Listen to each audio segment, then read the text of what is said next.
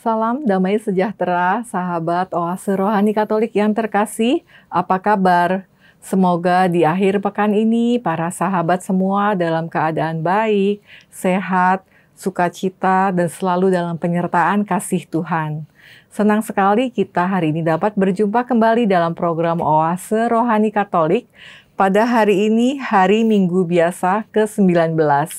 Bersama saya, Giovanna Sagita dan Romo yang sudah hadir bersama kita, Romo Antonius Yuni Wimarta CM. Baik, mari kita sapa Romo Yuni terlebih dahulu. Romo Yuni, apa kabar Romo? Halo, apa kabar Giovanna, teman-teman pencinta Oase Rohani Katolik. Jumpa lagi dengan saya Romo Yuni. Dadah. Puji Tuhan, kabarnya baik selalu ya Romo ya. Ya. Sahabat Oase Rohani Katolik yang terkasih, sebelum kita memulai permenungan iman kita, marilah kita siapkan hati kita. Kita akan mengawalinya dengan doa pembuka yang akan dipimpin oleh Romo. Baik, mari para pencinta Oase Rohani Katolik, sebelum kita mendengarkan sabda Tuhan, mari kita mengarahkan hati kepada Tuhan untuk berdoa. Dalam Bapa dan Putra dan Roh Kudus. Amin. Amin.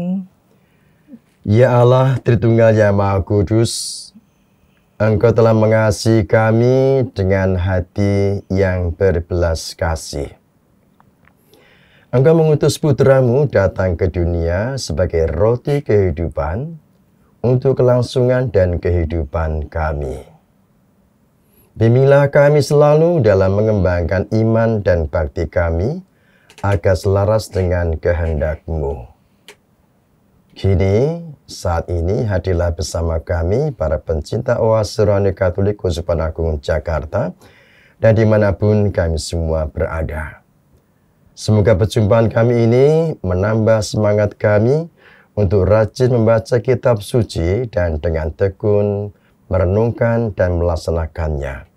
Dan kami pun mampu menghidupi ajaran cinta kasih-Mu secara nyata, sebagaimana diajarkan oleh para pendahulu kami.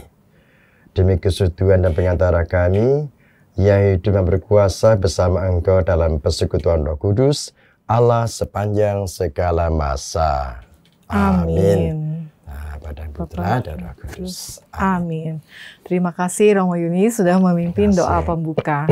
Sahabat Oase Rohani Katolik yang terkasih, bacaan liturgi kita hari ini akan diambil dari bacaan kitab pertama Raja-Raja, surat Rasul Paulus kepada jemaat di Efesus, dan bacaan dari Injil Yohanes. Baiklah, mari kita mulai permenungan iman kita hari ini. Antifon pembuka. Pandanglah kepada perjanjian, jangan lupakan terus-menerus nyawa orang-orang-Mu yang tertindas.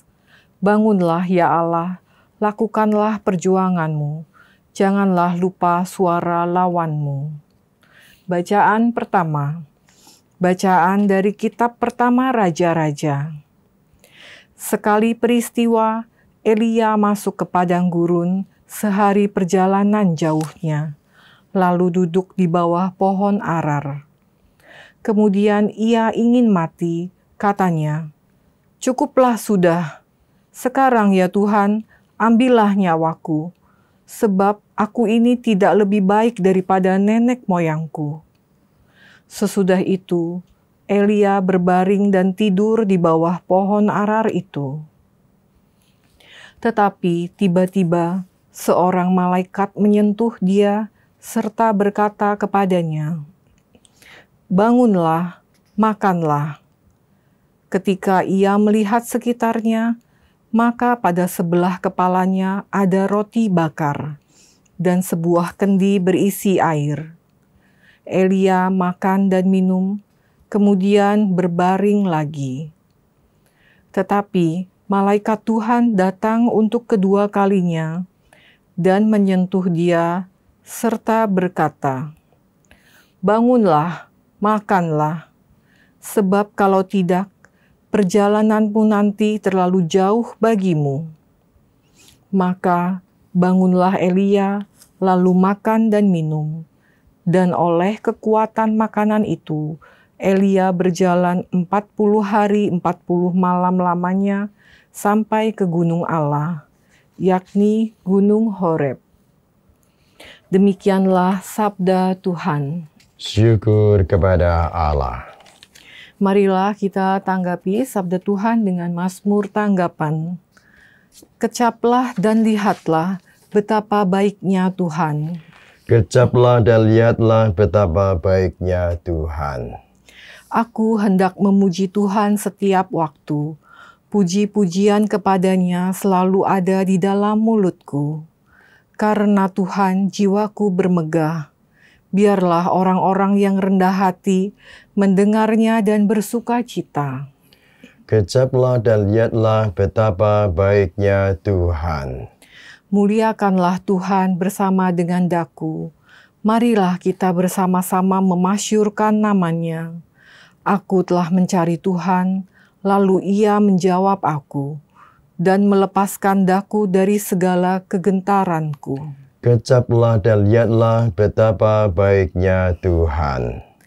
Tunjukkanlah pandanganmu kepadanya, maka mukamu akan berseri-seri dan tidak akan malu tersipu-sipu.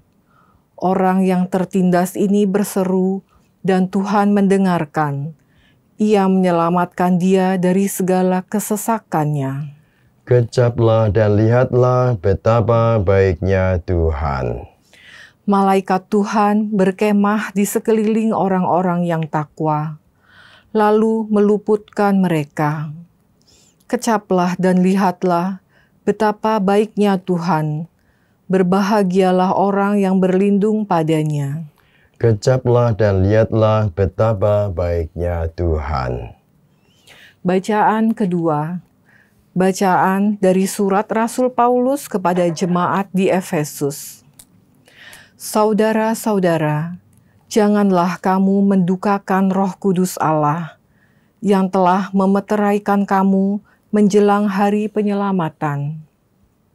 Segala kepahitan, kegeraman, kemarahan, pertikaian, dan fitnah hendaklah dibuang dari antara kamu. Demikian pula dengan segala kejahatan. Hendaklah kamu ramah seorang terhadap yang lain, penuh kasih mesra dan saling mengampuni, sebagaimana Allah telah mengampuni kamu dalam Kristus.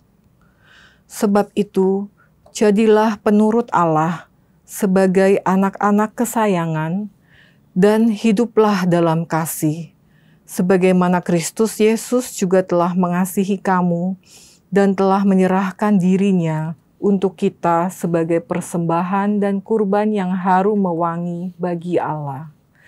Demikianlah sabda Tuhan. Syukur kepada Allah. Sahabat Oase Rohani Katolik yang terkasih, marilah kita siapkan hati dan budi kita untuk mendengarkan bacaan Injil yang akan didahului dengan bait pengantar Injil oleh Romo. Haleluya, haleluya, haleluya, haleluya, haleluya,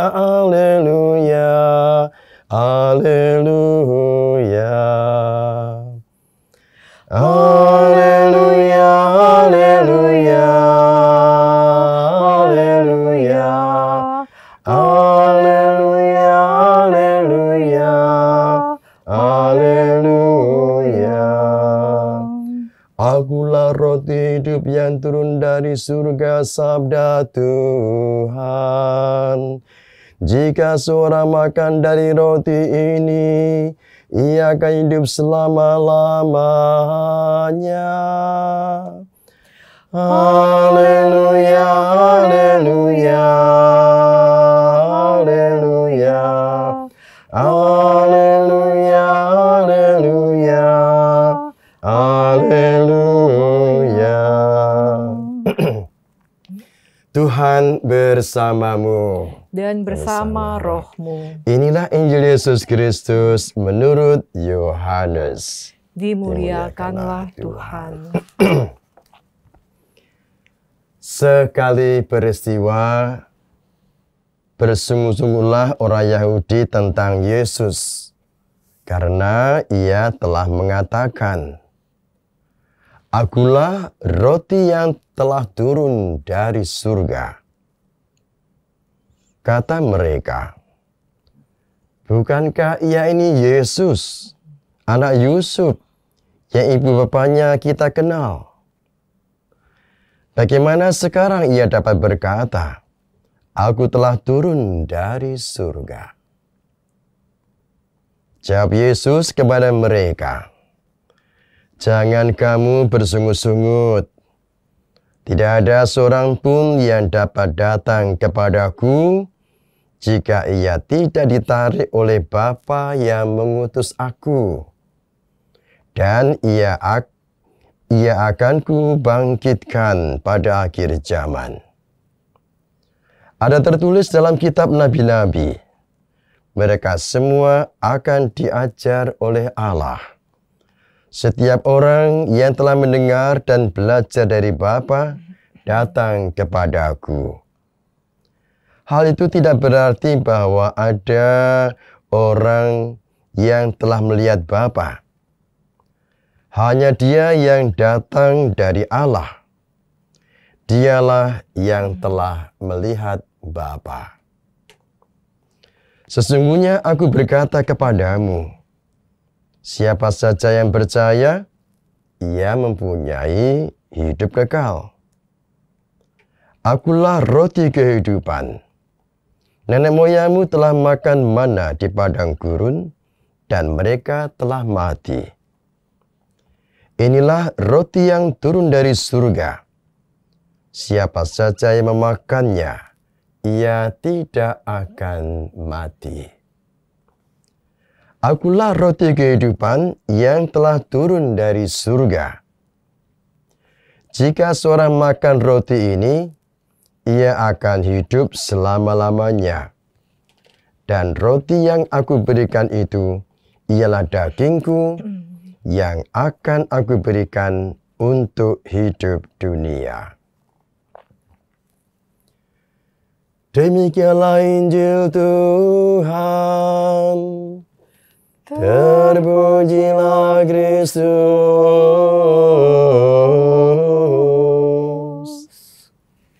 Baiklah Romo Yuni dan juga sahabat Oase Rohani Katolik yang terkasih, kita sudah mendengarkan seluruh bacaan liturgi kita pada hari ini, hari Pekan Biasa ke-19. Nah Romo Yuni, ada pesan apa Romo yang hendak Tuhan sampaikan untuk kita? Ya, baik. Terima kasih banyak, Giovanna. Rekan-rekan pencinta sahabat Oase Rohani Katolik, Keuskupan Agung Jakarta, dan dimanapun Anda berada, selamat jumpa lagi.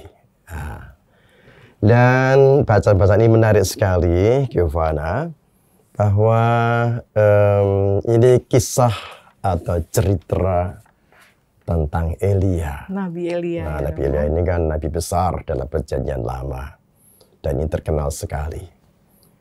Namanya nabi itu kan orang yang dipilih Allah, ya.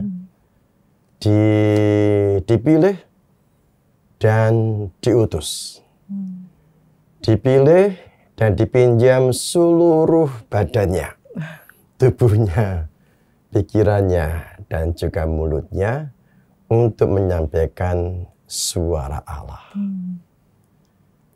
Nah, lalu dia sebagai seorang nabi memang punya keberanian yang tinggi untuk mengecam, ya, hal-hal yang tidak sesuai dengan kehendak Allah, ya, tidak sesuai dengan kebenaran, dan pula berani mengecam ketidakadilan. Nah ini, Elia kala itu kan memperjuangkan orang kecil, lahannya, seorang itu punya lahan. Di dekatnya dekatnya punya Ahab. Lalu kala itu dia tidak mau, itu kan adalah satu-satunya harta milik, ya, warisan orang tua atau leluhur. Tapi lalu Isabel ini memang dari sononya punya selain setia pada suaminya, tapi dia juga jahat. Ratu Isabel ini jahat ya Romo. Lalu Elia mengecam ini, nggak bener ini, nggak adil, nggak bener ini. Jadi dia menyampaikan suara Allah. Lalu Isabel marah, menyuruh anak buahnya, tentaranya, TNI-nya itu ya, mengejar Elia, mengejar Elia. Lalu Elia takut, lari dia, lari sampai kemana-mana sembunyi, jangan sampai ketangkap. Sampailah dia di sebuah padang gurun, lalu dia duduk di bawah pohon arar. Nah, dia hampir frustrasi, waktu kan dia capek, lelah, lapar, aduh gimana, hampir frustrasi dia, lalu dia mengatakan pada Tuhan, cukuplah sudah, sekarang Tuhan ambillah nyawaku. Sebab aku ini tidak lebih daripada nenek moyangku. Frustrasi, hampir frustrasi. Mungkin merasa gagal dan juga putus asa ya Romo. Nyawanya kan terancam loh. Iya. Nah lalu dia tertidur. Lalu ada malaikat yang datang lalu membangunkan dia, membawakan roti bakar. Enak roti bakar itu. Dan juga kendi berisi air minum supaya dia makan dan minum ya, supaya pulih tenaganya. Nah ini, jadi ini Allah mengerti ya situasinya Elia, dia lapar, haus, takut ya, cemas, nyawanya terancam. Maka Allah lalu mengutus malaikatnya membawakan roti bakar untuk dimakan. Kenyang ya, kenyang minum ya, lalu dia tidur. Nah, dibangunkan lagi, jangan lupa ya, kamu punya perutusan. Nah, ini ya. Makanlah ya, dan nanti kamu bisa melanjutkan perjalanan. Nah, jadi dibangunkan sampai 2 kali ya, dua kali ya. Ya itu. Jadi di sini memang Allah itu memberi kekuatan kepada Elia melalui malaikatnya dengan mengirimkan roti bakar. Jadi Allah itu tidak pernah membiarkan anak-anaknya itu mati kelaparan. Nah, amin, itu ya. Romo. Ya, jadi ini pesan bagi kita ini juga supaya kita ini tidak pernah jangan sampai merasa cemas, takut, gelisah atau frustrasi seolah-olah gak ada lagi harapan.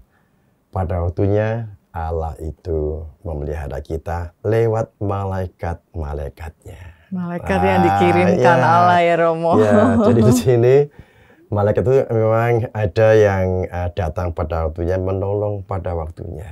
Nah, itulah. Iya. Pertanyaan, malaikat itu siapa sih? Iya Romo. Apakah memang sosok yang bersayap seperti digambarkan? Iya. Ya memang kala-kala digambarkan semacam itu. Jadi utusan Allah yang memang datang pada waktunya untuk menolong umatnya yang berkesusahan, yang kelaparan, ya, lalu diutusnya. Tapi malaikat itu juga pula hadir dalam setiap orang sebetulnya. Jadi selama orang ini bisa merasakan kehadiran Tuhan lewat orang-orang, maka malaikat itu datang. Nah, siapakah malaikat itu? Ya mungkin Giovanna. Mungkin juga teman-teman yang di balik layar ini, juga para pemirsa, juga Anda pun juga bisa menjadi seorang malaikat bagi yang lain. Nah ini, jadi sini kalau bisa katakan memang sebetulnya mau mengatakan kepada kita semua bahwa Tuhan pun memilih Anda dan saya ya untuk menyampaikan kebenaran akan Allah, menyampaikan suara Allah, berlaku adil, ramah satu sama lain. Maka kalau boleh saya gabungkan dengan bacaan kedua, tadi kan juga dikatakan bahwa kita ini supaya jangan sampai jatuh dalam kejahatan ya, karena kita ini sungguh-sungguh dipilih oleh Allah, dikhususkan bagi Allah. Gitu Giovanna. Jadi kalau begitu si Elia itu memang mencerminkan kehidupan kita sebagai umat Allah yang juga bisa suatu saat bisa menjadi malaikat bagi yang lain. Amin. Amin. Gitu. Jadi sebenarnya Romo bukan hanya Nabi Elia juga ya Romo ya. Tapi kita pun juga selalu dalam keadaan terberat kita pun pasti juga Tuhan memberikan perhatian dan kasih-Nya ya, Iya, Romo betul ya. ya, perhatian ya. Mm-mm. Ya. Jadi memang saya mengatakan bahwa bagaimana kita bisa menjadi malaikat ini. Ini maka dikatakan janganlah kamu mendukakan rohmu. Mendukakan Roh Kudus. Gitu. Segala kepahitan, kegeraman, kemarahan, pertikaian dan fitnah itu hendaknya dibuang jauh-jauh. Iya. Jangan tenggelam pada hal-hal yang nggak nyaman. Pada waktunya Tuhan memberikan semuanya pada waktunya. Iya. Gitu ya. Jadi kalau begitu teman-teman para pencinta Oase Rohani Katolik, sebetulnya Anda pun dan saya, kita semua itu juga dipilih oleh Allah untuk menjadi penyambung lidah Allah. Iya. Nah, lalu bagaimana kalau begitu kita sebagai seorang pilihan Allah ini kita harus ramah satu sama lain, suka menolong, suka membantu, sekecil apapun ya. Sekecil apapun, ayo kita menolong siapapun. Ramah, menasihati, bahkan juga mendoakan. Iya. Itu ya. Iya, baik Romo. Jadi pesan dari Rasul Paulus supaya kita jangan tetap dalam kemarahan, kebencian gitu ya Romo ya. Tapi kita juga diingatkan untuk hidupnya juga dalam kasih, pengampunan kebaikan ya Romo. Betul-betul ya. Kemudian Romo, kalau kita sifat keras kepala, ini apa termasuk atau tidak Romo dalam yang mendukakan Roh Kudus? Nah ya ini. Jadi memang kalau orang keras kepala kan karena egonya yang terlalu tinggi. Seolah itu mendikte Allah. Kalau bisa tuh Allah itu wah ya cepat segera itu ya. Jangan lupa bahwa kita pun adalah perlu latihan bersabar. Tuhan pasti datang pada waktunya, menolong pada saatnya. Akhirnya indah pula pada saatnya. Iya, gitu.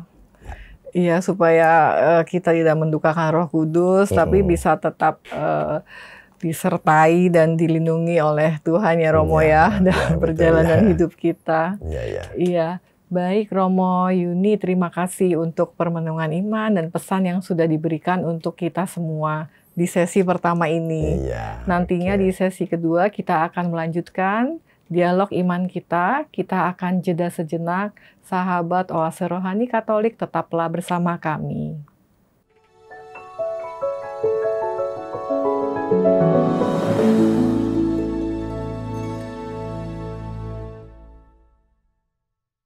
Sahabat Oase Rohani Katolik yang terkasih, marilah kita lanjutkan permenungan iman kita pada sesi kedua. Masih bersama Romo Antonius Yuni Wimarta CM dan saya Giovanna Sagita. Sebelum kita lanjutkan, kembali kami sampaikan informasi kepada para sahabat yang ingin menyampaikan pesan, masukan maupun sharing iman dapat dikirimkan ke alamat email kami di orkkaj2021@gmail.com ataupun melalui nomor WhatsApp di 0881 0251 33438. Baiklah Romo Yuni, setelah tadi di sesi pertama kita sudah mendengarkan pengajaran Romo dari bacaan pertama dan kedua. Di sesi kedua ini kira-kira dari bacaan Injil ada pesan apa Romo? Baik, makasih Giovanna. Para pencinta sahabat Oase Rohani Katolik, kita berada di hari Minggu biasa pekan ke-19 dan baca Injilnya dari Injil Yohanes. Nah, kita tahu bahwa Yesus itu adalah sosok Allah yang menjadi manusia. Inilah yang lalu tidak dipahami oleh orang-orang Yahudi kala itu. Mereka hanya melihat belegernya atau sosoknya, kulit raganya, luarnya kulitnya ya, luar aja, gondrongnya mungkin, kumisnya atau suaranya. Nah, kala itu memang Yesus itu tampil di depan banyak orang, lalu mengajar. Nah ini. Dan ajarannya itu ajaran yang penuh wibawa. Ajaran yang menggetarkan hati orang. Suaranya, tatapan wajahnya itu langsung menusuk hati kepada banyak orang. Nah, lalu banyak orang kagum, banyak orang bertobat, banyak orang menjadi murid Yesus, bahkan menjadi pengikutnya. Tapi kala itu ada pula yang mengherani. Lalu mengatakan, bukankah ia ini Yesus anak Yusuf yang ibu bapaknya kita kenal? Ya toh? Bagaimana ia dapat berkata, aku telah turun dari surga? Dia omong apa? Belajar dari mana? Buku-buku apa aja yang dipelajari? Dia lulusan mana? Gelarnya apa? S1, S2, S3, S5, dan sebagainya. Jadi beda kata, seandainya ini di presentasi sekarang, modern seperti ini, rapi jadi viral semacam itu. Mereka tidak tahu bahwa Yesus adalah perwujudan Allah yang tak kelihatan. Kita ingat bahwa asal-usul Yesus adalah dari Allah sendiri, yang karena kasih-Nya, Dia lalu mau menyelamatkan dunia melalui putranya. Lalu Dia memilih Maria untuk mengandung dari Roh Kudus. Nah, lalu lahirlah Yesus, ya itulah Yesus ini adalah perwujudan Allah yang tak kelihatan nampak dalam diri Yesus. Maka ajarannya itu istimewa. Ajarannya sungguh-sungguh luar biasa sehingga banyak orang-orang yang bisa bertobat menjadi murid Yesus. Lalu Yesus menanggapi komentar mereka. Janganlah kamu bersungut-sungut.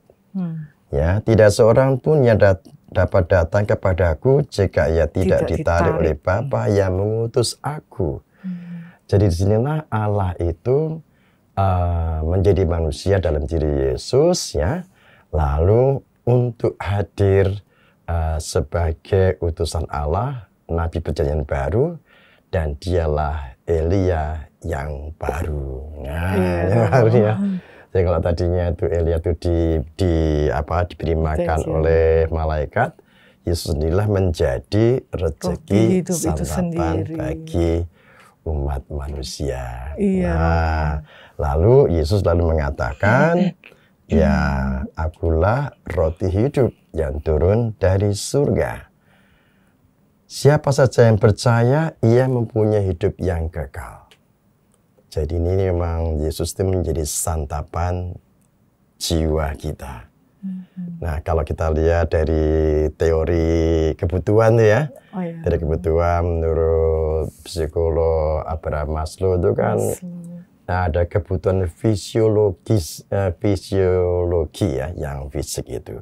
Kebutuhan primer dulu ya, Romo. Ya, primer dulu, ada rasa aman, rasa nyaman, rasa diperhatikan, ya, dan juga aktualisasi diri. Nah, inilah yang lalu Yesus itu sendirilah yang menjadi santapan bagi jiwa-jiwa kita.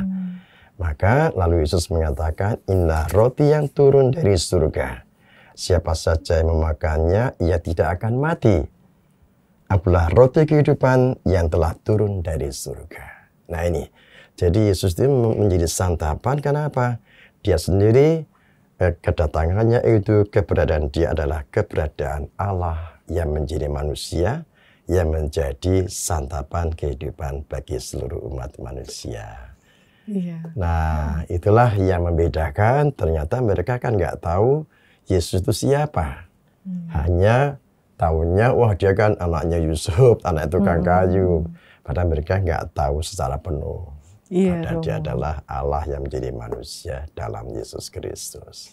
Iya. Apakah mungkin orang Yahudi sulit menerima Yesus dan Ya. apa yang diajarkan Yesus itu juga karena mungkin keterbatasan pemahaman mereka dan mungkin karena kurangnya iman atau bagaimana, Romo? Ya, betul ya.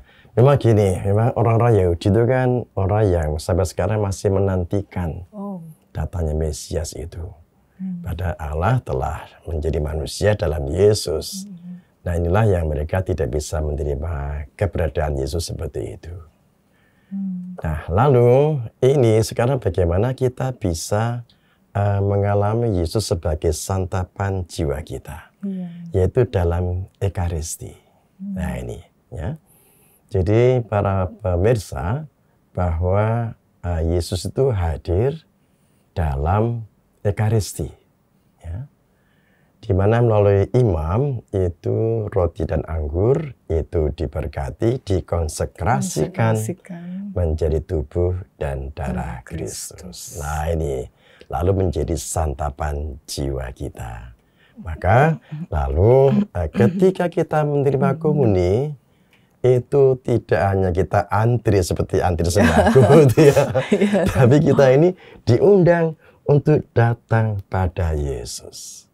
Lalu diberi santapan jiwa berupa roti Ekaristi. Itulah kekuatan kita, ya, sehingga kita semua menjadi manusia baru terus-menerus, di-refresh terus, dibaharui terus, supaya kita jangan sampai lupa. Kita menghadiri Ekaristi ini bukan sebuah ritual, tapi kita secara sadar, kita ini telah menjadi manusia baru, manusia Kristus, yang di-refresh, disegarkan terus-menerus setiap hari Minggu. Bahkan setiap hari ada misa kudus itu sebetulnya menyadarkan kita bahwa kita ini sudah menjadi manusia baru, manusia Kristus. Dengan harapan, ya, Anda dan saya itu selalu menjadi manusia baru, manusia Kristus. Amin. Maka perkataan kita, ya, perbuatan kita, sikap kita itu adalah menyerupai Yesus Kristus. Iya. Nah ini, maka dari itu memang perlunya kita menyadari bahwa menghadiri Ekaristi itu beda dengan menghadiri nonton konser, nonton wayang, nonton drama, kita hanya sebagai penonton. Tapi Ekaristi itu kita ini mengalami kehadiran Yesus dalam Ekaristi itu. Maka teman-teman ketika menghadiri Ekaristi, semua harus terlibat di dalamnya. Iya, Romo. Menyanyi, ikut bernyanyi, ya, jangan hanya paduan suara aja nyanyi. Ikut berdoa, ya, jangan lalu pegang HP. Iya, iya. Banyak kan sekarang itu umat yang datang itu, wah, tangannya pakai HP, apalagi Romo homili, lalu HP-nya gerak, tangannya gerak-gerak. Nah, coba para pemirsa, seriuslah ketika menghadiri Ekaristi itu, Anda itu bertemu dengan Yesus. Jadi ya. sepenuh hati sepenuh dan hati, perhatian kita, ya. Jadi HP di-off-kan, ya, untuk mengalami Yesus yang hadir, ya, hadir menjadi santapan jiwa kita. Nah ini, dengan demikian kita pulang itu pasti bersuka cita karena kita diperbaharui hidup kita lewat Ekaristi itu. Iya, amin. Amin. Ya, terima kasih Romo, sangat menarik ya Romo yang dijelaskan Romo Yuni, makna yang mendalam dari roti hidup atau Ekaristi itu sendiri ya Romo, ya. Jadi sebenarnya kalau kita menyambut Ekaristi semakin sering itu pun sebenarnya kita diharapkan semakin baik hidupnya juga ya Romo, ya, membuang yang buruk-buruk dan semakin serupa dengan Yesus. Iya, betul. Iya. Iya, jadi itu intinya adalah bahwa ini Injilnya adalah Injil yang ekaristis. Ketika kata-kata konsekrasi, Yesus mengatakan, inilah, ambillah dan makanlah. Inilah tubuhku yang diberikan untuk kita semua. Nah itu jadi mengatakan inilah tubuhku, Yesus sendiri mengatakan itu. Ya. Juga mengambil piala, mengatakan ambillah dan minumlah kamu semua. Inilah piala darahku. Ya. Darah itu dikorbankan bagimu untuk keselamatan dan pengampunan dosa. Lakukanlah ini sebagai kenangan akan daku. Nah inilah yang saya kira perlu diperhatikan bagi teman-teman semua, para pencinta awas rohani Katolik, untuk sungguh-sungguh dalam menghadiri Ekaristi. Dan juga janji dari Yesus, inilah roti yang turun dari surga, siapa saja yang memakannya ia tidak akan mati. Ya, betul. Jadi memang ada kehidupan surgawi, kehidupan ilahi setelah hidup di dunia ini. Gitu. Ya. Iya, baik. Ya. Terima kasih Romo Yuni untuk yang sudah disampaikan untuk kita Ya. semua. Romo, dari sesi ke-1 dan sesi kedua ini, Ya. apakah bisa diberikan kembali Romo poin-poin Ya, kesimpulan? oke, baik ya. Makasih, Givana. Para pemirsa, kalau boleh saya menarik garis lurus, bacaan pertama, kedua, dan ketiga ini ada sambungannya. Pertama ialah kita manusia bisa mengalami seperti yang dialami oleh Elia. Mengalami pengalaman yang mencekam, menakutkan, mencemaskan, sampai Elia lari ya. Lari ke padang gurun, kita mungkin juga kala juga hampir frustrasi. Tapi jangan lupa bahwa Allah itu memelihara kita, pada waktunya mengutus malaikatnya menghidupi kita. Ya, seperti tadi ada malaikat menyiapkan roti bakar dan air minum pada Elia. Dan jangan lupa Tuhan pun juga tetap memelihara kita semua. Yang penting kita ini harus bisa sabar, murah hati ya. Dan jangan memberi kesempatan kepada setan yang buat kita jatuh dalam kejahatan. Itu. Nah. Terus Yesus dalam Injil ya dikatakan dia menyampaikan bahwa Yesus adalah roti yang telah turun dari surga. Inilah yang perlu kita sadari bersama ketika kita menghadiri Ekaristi itu, kita menghadiri Yesus yang hadir dalam sakramen Maha Kudus, sakramen Ekaristi. Maka ketika kita menerima komuni, kita menerima Yesus yang hadir dalam diri kita, lalu kita diperbaharui supaya kita semua bisa menjadi manusia Kristus di tempat kita masing-masing. Caranya gimana? Nah ini, yaitu supaya perkataan kita, sikap kita, perbuatan kita itu sedapat mungkin menyerupai apa yang dikatakan Yesus, yang dikerjakan Yesus, dan mencintai seperti Kristus mencintai kita. Mengampuni sebagaimana Yesus telah mengampuni kita semua. Iya, setiap tindakan kita juga mencerminkan kasih Kristus ya Romo hendaknya. Betul-betul ya, gitu. Ya, baik, terima kasih Romo Yuni untuk semua permenungan iman yang sudah diberikan. Semoga dapat menjadi berkat dan penguatan untuk kita semua. Sahabat Oase Rohani Katolik yang terkasih, kita sudah di akhir acara kita. Sekarang marilah kita tutup Oase Rohani Katolik kita hari ini dengan doa dan mohon berkat penutup dari Romo. Baik, mari Giovanna dan para pemirsa, mari kita mengakhiri perjumpaan kita dengan berdoa setelah kita semua merenungkan sabda Tuhan. Dalam Bapa dan Putra dan Roh Kudus. Amin. Ya Allah, Tritunggal yang Maha Kudus, kami mengucap syukur kepadamu, kami boleh mendapatkan kesempatan lagi untuk membaca kitab suci, merenungkan sabdamu, dan berusaha untuk setia melaksanakan kehendak-Mu dengan perkataan dan perbuatan dan sikap hidup kami. Yesus adalah roti hidup yang turun dari surga. Dialah yang menjadi kehidupan kami, yang selalu membaharui hidup kami dalam Ekaristi yang kami rayakan setiap hari Minggu ataupun setiap kali kami menghadiri Ekaristi. Semoga sabdamu membaharui hati kami menjadi seperti hatimu. Berkatilah diri kami, pekerjaan kami, keluarga kami, dan orang-orang yang kami jumpai pada hari ini dan seterusnya. Jadikan kami berkat-Mu bagi siapapun yang kami jumpai pada hari ini. Semoga kami sekecil apapun senantiasa melakukannya dalam nama Tuhan kami Yesus Kristus. Tuhan tambahkanlah iman kami demi Kristus Tuhan dan pengantara kami. Amin. Tuhan bersamamu. Dan bersama rohmu. Dengan permenungan bersama di Oase Rohani Katolik Kusupanagung Jakarta ini, kita semua beserta keluarga, karya dan usaha kita, dan orang-orang kita doakan pada hari ini diberkati oleh Tuhan Allah yang Maha Kuasa, Bapa dan Putra dan Roh Kudus. Amin. Oke. Terima kasih Romo Terima kasih Yuni untuk juga. kehadirannya. Terima Ya. kasih tim teknis dan operator yang membantu Iya. kelancaran kita hari ini. Dan terima kasih sahabat Oase Rohani Katolik untuk kebersamaan kita hari ini. Kita akan jumpa pada ORK edisi berikutnya. Kami ucapkan selamat berakhir pekan dan Tuhan Yesus memberkati. Oke, sampai jumpa. Dadah.